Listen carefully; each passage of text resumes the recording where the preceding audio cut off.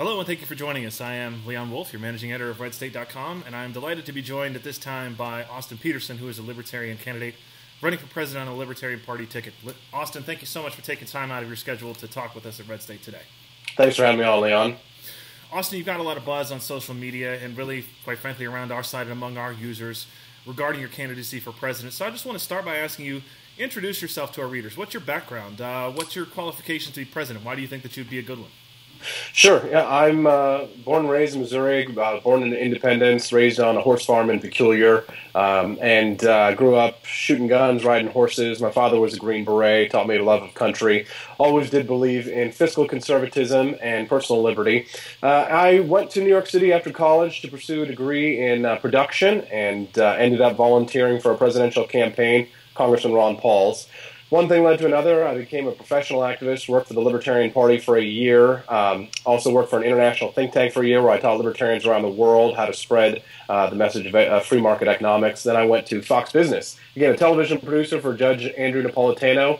He once described me as the right side of his brain, so a writer-producer for him. FreedomWorks, Tea Party stuff, organizing against Obamacare. So I've been kind of behind the scenes for about 10 years as an activist fighting for limited government. And then when I saw the Trump train coming at us on the tracks at the end of last year, I put together my campaign out of sheer frustration and desperation because I thought there was a chance we might end up in the situation we're in today. All right, so for a conservative, you know, and especially even for somebody who might be socially conservative, who a lot of our readers are, tell us why you would be a better president, a better option than Donald Trump. Well, because I fight for religious liberty, and I'm not afraid to talk about the issues. I also fight for fiscal conservatism. I'm against a progressive income tax, which Donald Trump has supported many times. Donald Trump has also come out in support of gun control, and I'm quite the opposite. I would repeal the National Firearms Act so fast your head would spin. Nobody should have to pay $200 to put a suppressor on the end of their firearm. So I'm very hardcore when it comes to the Second Amendment things that we agree on. Totally agree that we need to have religious freedom for people to practice their religion as they please, which includes the right not to be forced to bake a cake for people that they disagree with. That's a little controversial, but I'll stand up for that. And so right down the board, across the line, libertarian, really. That's what I am. So let's get a little bit into the nuts and bolts of kind of the way that the Libertarian Party operates, because a lot of us, you know, who read Red State have grown up with the Republican Party and may not be familiar with some of the kind of institutional issues that you might be more familiar with. So tell us, first of all, how does the Libertarian Party select their nominee, and how, if at all, can Red State readers get involved in that process if that's what they want to do? It's similar to how the Republicans and Democrats do it. We have delegates. Those delegates are selected at their state conventions, but they're not bound delegates. So we'll have primaries in some states, but the outcomes of those primaries don't determine who the delegates are bound to vote for. So in essence, every Libertarian Party convention is a brokered convention, and anyone can emerge theoretically as the victor. At the end of this month, over Memorial Day, we'll have our convention. And if you want to actually become a delegate, of course, you have to join the party, and you have to contact the state chair of your state, and then you need to become a delegate. Most of these are filling up now. It's almost too late. Some states do have some slots open, and you can become an alternate as well. Going to Orlando at the end of this month, even if you're not a registered libertarian, and trying to convince those delegates of who your choice should be, might be a priority. Also, just getting involved by going to my website and registering as a volunteer, austinforpresident.com. Learn about the issues. You can register as a volunteer or donate. But joining the Libertarian Party is really the only way to become a voter at the end of this month. And where can folks find out about like the process for their state? I mean, can you give us the state or the National Party website? Does it have a calendar on there for all these things that for folks to be interested? Yeah, sure. If you go to lp.org, they've got a list of all 50 states and their contact information of all their state chairs. Each state chair is usually pretty accessible. You give them a call and ask them what the process is for becoming a delegate in their state. States like Orlando and I believe Texas and not quite California yet, but they're filling up very quickly. Michigan hasn't decided theirs yet. So there are some opportunities in other states. As if you live in Texas, for example, you could theoretically join the Libertarian Party of Michigan by paying your dues, contacting them if they have a slot open, and asking them if you can become a delegate in their state. So the last that I heard, the Libertarian Party was not actually on the ballot in all 50 states for the general election in November. Is that still true? Yes, but we plan to be. So right now I believe we've got 39 states, and we're pretty much going to be on 49 states at a minimum. There's one state we've got a lawsuit with in Maine right now, and we generally win these lawsuits. So theoretically, we will be on the ballot in all 50 states, including the District of Columbia. Is there anything people can do to help make sure that their state has a Libertarian representative on the ballot there, other than being involved in these lawsuits? Are there signature petitions going on? Yeah, we have petition drives going on in many of these states. Oklahoma, I believe, is completed. I think they need people in Ohio and Pennsylvania right now. So if you contact the state chair in your state, they'll tell you what the ballot access level's at. And again, that's all found at the lp.org website, correct? Correct. So let's talk a little bit about the issues here. And I think that we are pretty much in agreement on the scope of the limited government and so on and so forth. Let's talk a little bit about where we might disagree and kind of find and flesh out those issues. Let's talk a little bit about foreign policy. What, if anything, should the United States be doing to confront the growth of ISIS in the Middle East? Well, I've floated a rather controversial idea. It's a constitutional idea, and I think it's one that we need to consider because right now what we're doing doesn't seem to be working. Article 1, Section 8 of the United States Constitution allows Congress to call up letters of marque and reprisal. We've already got mercenary companies operating in a security capacity over there. I say cry havoc. Let's let the dogs of war in the situation. Put a bounty on the head of al-Baghdadi and let the privateers fight this fight for us, just like they helped us win the War of Independence. They helped us win the War of 1812. This is a constitutional way for us to fight terrorism that doesn't involve invasion, occupation, and nation building, which has proven to be very costly in American blood and treasure. What's your position on immigration, both in terms of what, if anything, should be done additional to secure the border and what should be done with the people who are here currently? Well, you cannot deport 11 million people without creating an authoritarian state and tearing families apart. So the truth is that we've got to figure out what we've got to do with the people here. I think we need to incentivize legal immigration. It takes 15 to 25 years for you to become an American citizen. That's a quarter of a life. So we're incentivizing illegal immigration. I think that during the Ellis Island years, we had it right. It was a security check and a disease check, and you were done. If we had a simpler path to naturalization, to become an American citizen, I think we would incentivize legal immigration. The truth is, though, legal or illegal, from an economic standpoint, most of the economists that I read say that migration, no matter its legal status, tends to have an overall net economic benefit here in the United States, meaning that, yes, there is a wage suppression effect that goes on, but there's also a price suppression that follows along. Consumers are going to complain if their jobs' wages go down because of migrant labor, but they're not going to complain when the price of their goods and services go down. Most free market economists tend to state that the immigration issue is a bit of a canard, because what a lot of people are talking about is it as a cultural issue rather than one of an economic issue. Does it harm the United States? And most of what I think is the violence on the southern border problem tends to come as a direct result of our war on drugs. Okay. Now, one of the things that makes you, I guess, appealing to a lot of folks who are looking for a home right now is that you describe yourself as pro-life. And I know that Congressman Paul is pro-life, even though he and I have had some ideological differences over the year. So tell me, if you would, what is it that position means to you? I mean, exactly what are the contours of would be your policy as president? I'm a federalist. I don't know that one-size-fits-all policy is going to necessarily solve it here, because some states may say, that we need a full-blown ban on things like even the birth control or RU 486, for example.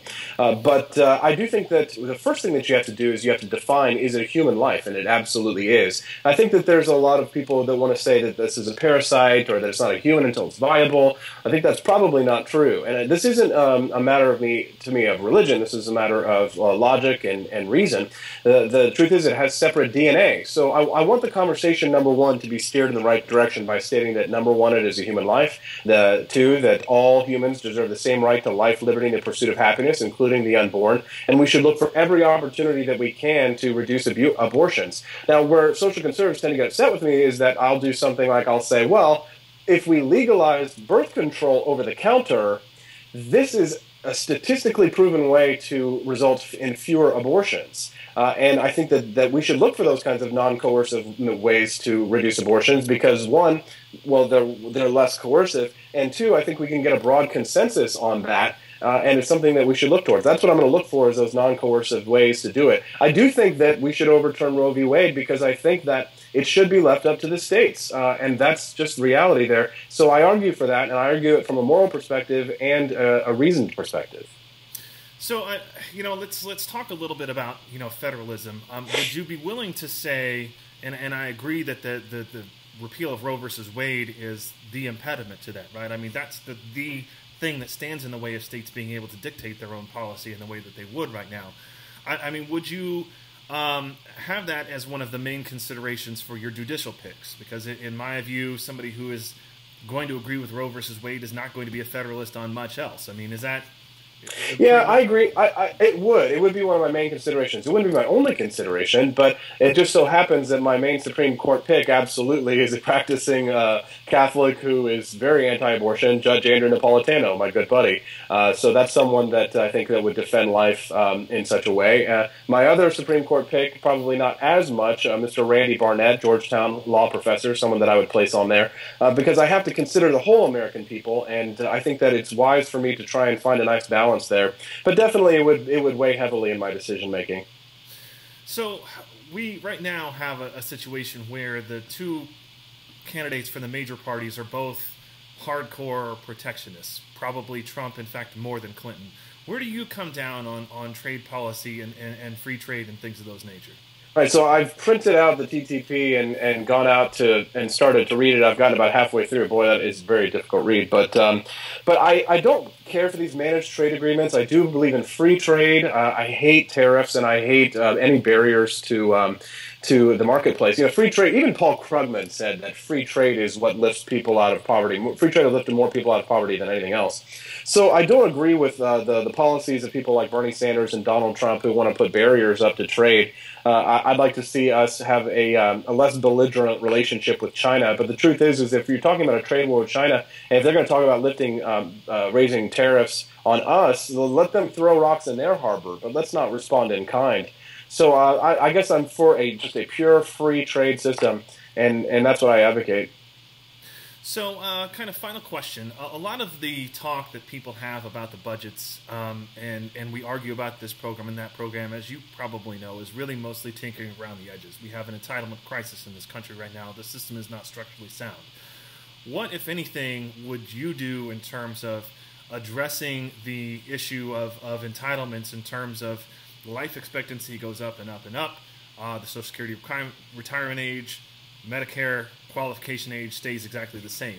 Are there any sorts of structural changes that you would support to kind of fix the budgetary crisis that we have in this country? Well, yeah, so in order to get us on a path to sustainability, the first thing that I'd like to do is put us on that path by allowing young people to opt out of Social Security. At 18 years old, you ought to be able to make that decision for yourself.